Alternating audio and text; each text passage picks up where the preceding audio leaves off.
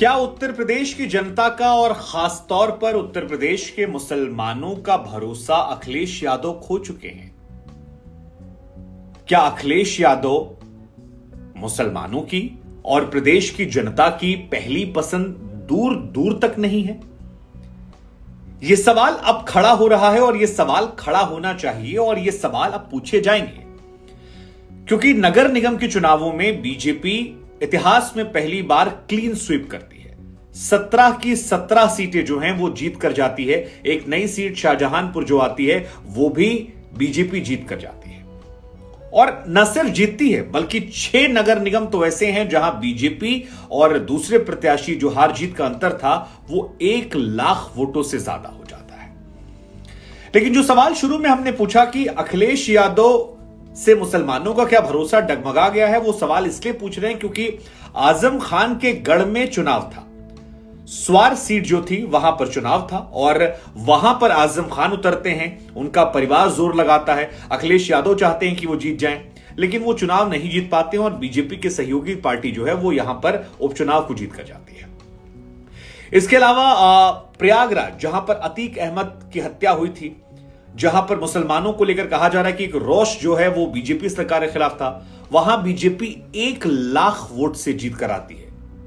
और इसीलिए सवाल हमारे मन में आ रहा है क्योंकि अखिलेश यादव के अगर आप पॉलिटिकल करियर को देखेंगे तो अखिलेश यादव जब 2012 में आते हैं तो उन्हें हर धर्म, हर वर्ग, हर समाज, हर पंथ के लोगों ने समर्थन दिया। अखिलेश यादव की छवि एक ऐसे नेता के तौर पर आई जो ट्रेडिशनल पॉलिटिक्स से अलग था। उन्हें लोगों ने पसंद किया हर वर्ग से, मतलब जितने भी कास्ट पॉलिटिक्स है उससे ऊपर निकल कर आए, और यही वजह थी कि 200 प्लस सीट वो लेकर आए।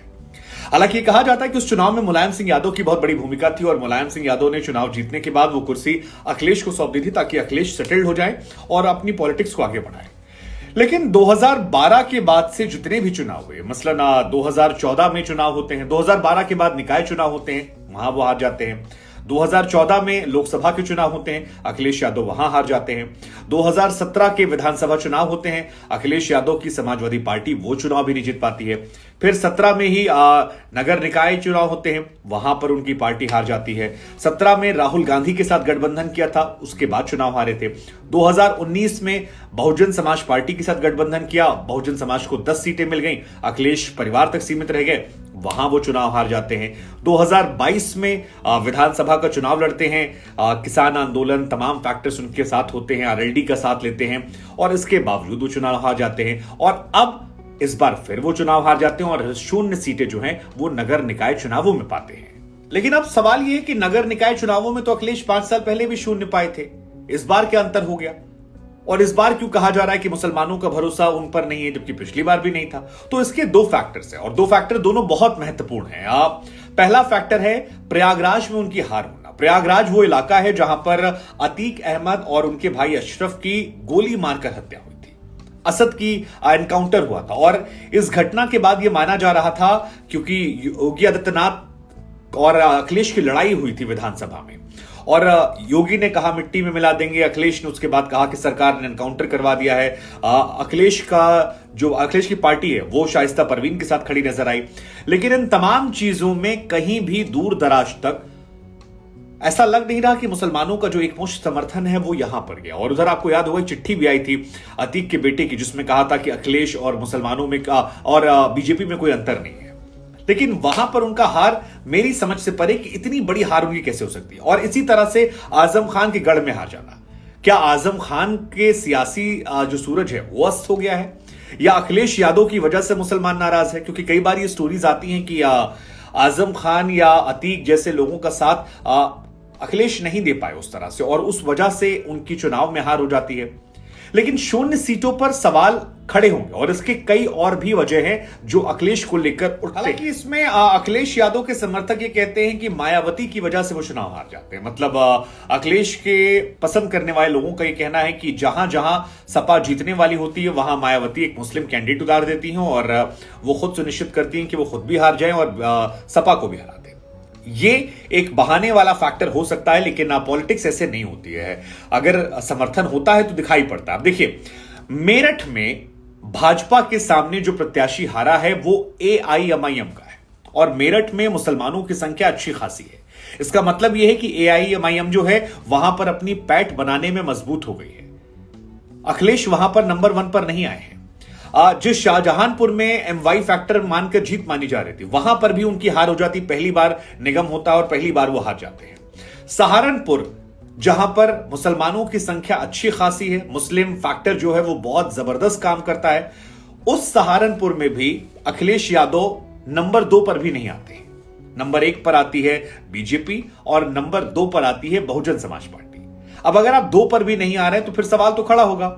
ऐसे ही आगरा, वो भी वहां पर भी मुसलमानों की संख्या अच्छी खासी है, वहां पर भी नंबर 1 पर भाजपा आती है, नंबर 2 पर सपा आती है। तो क्या वजह है कि अखिलेश ये जो वोटिंग पैटर्न है इसमें पीछे हो गए और एक भी सीट नहीं जीत पाए। हालांकि शाम होते होते कहा कि ईवीएम जो है उसमें परेशानी है, भाजपा चीटिंग करवा रही है, वोट जो है कंप्यूटर से। एक बार आंकड़ों पर भी नजर डाल लेते हैं। बीजेपी 17 की 17 नगर निगम की सीटें जीत जाती है, जिसमें गोरखपुर में भाजपा के सामने सपा का प्रत्याशी हारता है। 17 में 9 जगह ऐसी है जहां पर अखिलेश यादव के प्रत्याशी हारे। प्रयागराज, जहां पर कुछ दिनों पहले केशव मौर्य को भी उसी बेल्ट में हरा दिया गया था, वहां पर भी सपा हार जाती है। ये हैरानी वाला मामला है।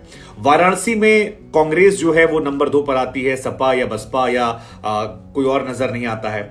मेरठ में भाजपा के सामने जो प्रत्याशी हारता है वो असदुद्दीन ओवैसी की पार्टी का होता है। फिरोजाबाद जो यादव बेल्ट माना जाता है, वहां पर भाजपा के सामने सपा वाला आता है।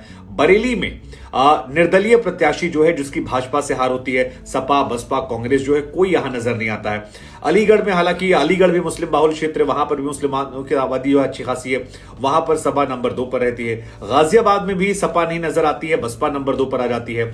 शाहजहांपुर में सपा 2 होती है, कानपुर में सपा 2 आती है, लेकिन कानपुर में जो जीत का फासला है वो 2.5 लाख के आसपास, 2-2.5 लाख के आसपास है, तो बहुत बड़ा फासला, वहां नंबर 2 होने का कोई लॉजिक नहीं है। आगरा में बसपा आती है, मुरादाबाद में भी कांग्रेस आती है। अब ये भी हैरान करने वाला फैक्टर है, सहारनपुर में बसपा आती है और सपा जो है वहां भी पीछे रह जाती है।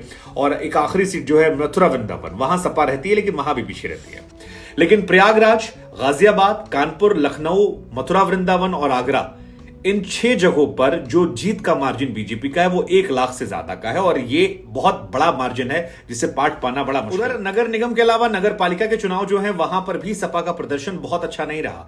199 सीटें थी जिसमें भाजपा ने 94 सीटें जीती, सपा के खाते 39 जाती है, बसपा 16, कांग्रेस 4 जाती है और अन्य भी बेहतर करते हैं, 46 सीटें ले आते हैं। नगर पंचायत की बात करेंगे तो यहां पर सपा जो है वो सारे चुनावों में थोड़ा बेहतर करती है। 196 बीजेपी, तो सपा 91 पर आती है, कांग्रेस 4 पर और बसपा 38 पर आती है। लेकिन सवाल यह है कि अतीक अहमद मैटर के बाद मैं बार बार ये सवाल उठा रहा हूं, अतीक अहमद फैक्टर एक बहुत बड़ा फैक्टर था और अब यूपी में चुनाव जो है वो धर्म आधारित होता है। ये माना जाता है कि यूपी में जिसके पास 2 जून खाने की रोटी भी नहीं होती है वो भी समाज, जाति, धर्म देखकर वोट देता है। तो और इसी यूपी से देश की सरकार बनती है, सारी लोकसभा सीटें यहीं पर 80 सीटें।